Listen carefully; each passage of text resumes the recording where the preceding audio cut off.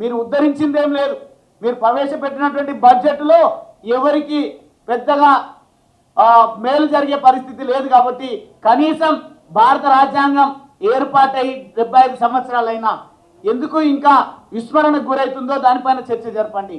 నిజంగా మారాలా, భారత రాజ్యాంగం మారాలా, లేకుంటే భారత రాజ్యాంగాన్ని అమలు చేయాల్సినటువంటి ప్రభుత్వాలు మారాలా, నాయకులు మారాలా, దానిపైన చర్చ జరగాలని ఈ సందర్భంగా నేను డిమాండ్ చేస్తాను.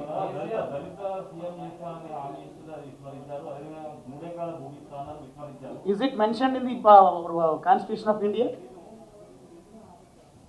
అది దాంట్లో మేనిఫెస్టోలోనే పొందుపరిచినటువంటి అంశాన్ని ఈ రకంగా తీసుకొచ్చి మళ్ళీ దీన్ని డైల్యూట్ చేసే విధంగా క్వశ్చన్ చేయడం అంటే there is no meaning in that. సభలు వేరు, భారత రాజ్యాంగం వేరు, అదేవిధంగా ఇది మన మేనిఫెస్టో వేరు. డెఫినెట్గా సాధ్యమైనంత మేరకు ఇవ్వడం జరిగింది. ఇప్పటికి కూడా ప్రభుత్వం కట్టుబడి ఉంది.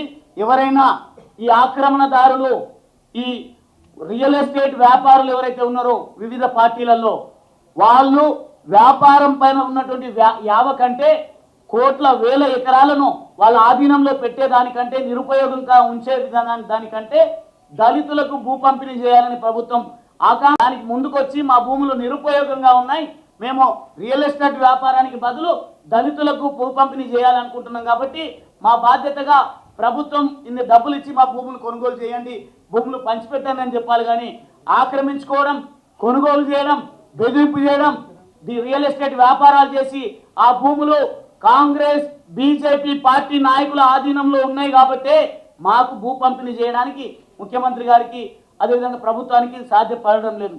సాధ్యమైనంత మేరకు 15,000 ఎకరాలను ఇప్పటికే భూ పంపిణీ చేసింది. చరిత్రలో ఎప్పుడైనా వాళ్ళు చేసిందా? దానికి సమాధానం చెప్పమనండి. మేనిఫెస్టోలో పొందుపరిచినటువంటి ఏ అంశాన్ని కూడా కేసీఆర్ గారు విస్మరించలేదు.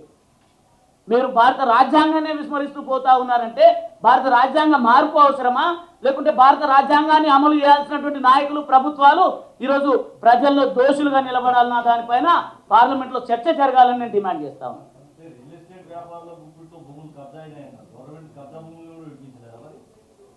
సాధ్యమైనంత మేరకు ప్రభుత్వం ఈ రోజు కూడా, నిన్న కూడా చూసినట్టయితే 4-5 వేల కోట్ల రూపాయలకు సంబంధించినటువంటి కాజాగూడలో ఉన్నటువంటి ప్రభుత్వ భూములను ప్రభుత్వము కోర్టులో కొట్లాడి ప్రభుత్వ పరం చేసుకోవడం జరిగింది. అది ప్రభుత్వానికి ఉన్నటువంటి కన్సర్న్. గతంలో ఉన్నటువంటి ప్రభుత్వాలు ఎక్కడ ఈ భూములను కాజేయాలి, ఎట్లా కోట్లకు పడగలెత్తాలనే యావతోనే పనిచేసిన గత ప్రభుత్వాలు. కానీ మా ప్రభుత్వం, మా ముఖ్యమంత్రి గారు ఎప్పుడు ప్రజాకోణంలో ఆలోచన చేసి సంక్షేమ పథకాలు, అభివృద్ధి కార్యక్రమాలపైన దృష్టి పెట్టింది తప్ప వీళ్ళలాగా రియల్ ఎస్టేట్ వ్యాపారాలు చేసే నైజం ముఖ్యమంత్రి గారిది కాదు.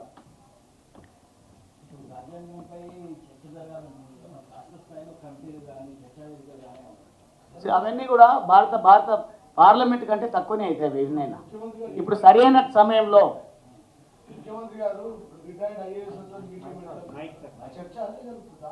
అది ఉండని అది కాదు జీవన్. ఇప్పుడు మేము ఏమంటున్నాం, ఇది అప్రాప్రియేట్ వేదిక, సరి అయినటువంటి వేదిక భారత పార్లమెంట్ అనేది. ఈరోజు ఒక రాష్ట్ర ముఖ్యమంత్రి మాట్లాడినటువంటి మాట అది.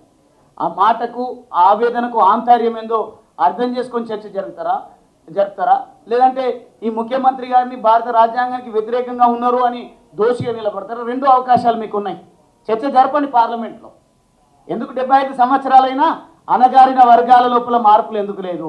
ఎందుకు ఇంకా మేము దళితులుగా మా రిజర్వేషన్ ఇంకా 10 సంవత్సరాలకు రెన్యువల్ కావాలని అడిగేటువంటి దుస్థితి ఎందుకు వచ్చింది? మా జీవన శైలిలో ఎందుకు మార్పు రాలేదు? దీనికి కారకులు ఎవరో సమాధానం చెప్పాలి, చర్చ జరగాలనేది మా యొక్క డిమాండ్. హాయ్ ఫ్రెండ్స్, మా టుడే టుమారో యూట్యూబ్ ఛానల్ చూస్తున్నందుకు చాలా థ్యాంక్స్. మరిన్ని లేటెస్ట్ వీడియోస్ కోసం వెంటనే సబ్స్క్రైబ్ చేయండి. అలాగే ఈ బెల్ని కూడా రింగ్ చేసేయండి. మా నోటిఫికేషన్స్ అన్ని మీ మొబైల్లో వస్తాయి. అలాగే మా వీడియోస్ మీకు నచ్చితే లైక్ చేయండి, షేర్ చేయండి, నచ్చకపోతే కామెంట్ చేయండి.